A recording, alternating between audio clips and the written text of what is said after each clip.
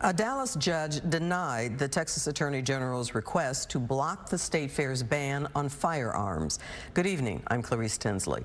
State Fair starts next Friday, and this may not be the final ruling before opening day. Fox 4's Stephen Dial was in the courtroom and has more. The hearing was about 3 hours, but the judge ruled very quickly in favor of the State Fair of Texas. After that hearing, they told the media that they believe they broke no state law because they are not a state entity. I deny the injunction in its entirety.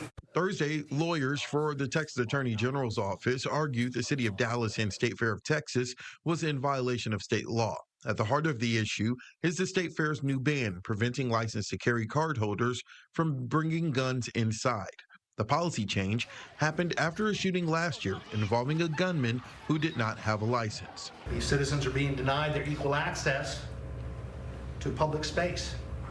They're being denied the right to protect themselves through self-defense. The state argued that because the city of Dallas owns Fair Park, the State Fair policy violates the law. The State Fair of Texas is a nonprofit organization who leases the land from the city for the fair, which operates 24 days a year.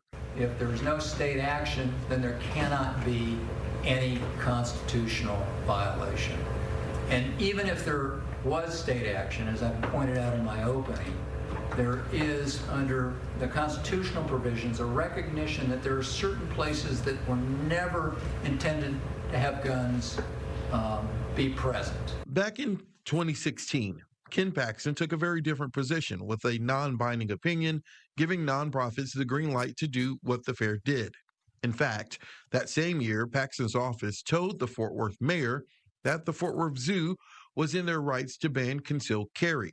On September 10th, after Paxton sued the city of Dallas, he withdrew that 2016 opinion.